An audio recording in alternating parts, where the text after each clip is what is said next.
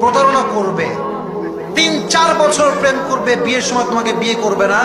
মাথায় রাখবো, ওই প্রতারক গেছে মানে তোমার জীবনটা বেঁচে গেছে। আরেকটা কথা মাথায় রাখবা, গার্লফ্রেন্ডের সঙ্গে বিয়ে না হইলে কাঁদবা 2 বছর, আর বিয়ে হয়ে গেলে কাঁদবা আজীবন।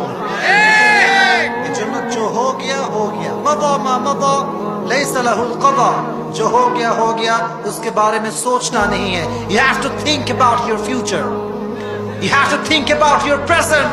যে বর্তমানকে সুন্দর করবে তার ভবিষ্যৎ সুন্দর হয়ে যাবে, ঠিক কি না? কিছু কিছু লুচ্চা বন্ধু আছে বলে, এই দেখ ওই যে দেখ নিজে ভালো থাকতে চাইলেও বন্ধুরা ভালো থাকতে দেয় না, ঠিক কি না?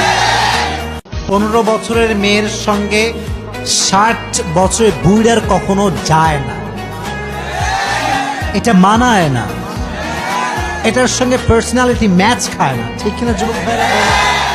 আমি চাই যার বউ নাই সে বিয়ে করুক, বাট যুবকের মনে কষ্ট দিয়ে বিয়ে করা যাবে না। আল্লাহ বোঝার তৌফিক দান করুন, আমিন।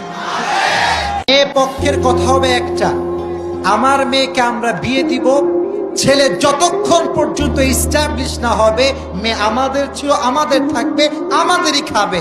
ছেলে যখন এস্টাবলিশ হয়ে যাবে, ছেলে তার মেয়েকে অর্থাৎ তার বউকে রাজকুমারীর মতো নিয়ে যাবে। তবে এস্টাবলিশ হওয়ার পরে তবে আমরা হারাম রিলেশন দেখতে পছন্দ করি না, এটা আমরা রাখতেও প্রস্তুত নই, ঠিক কিনা?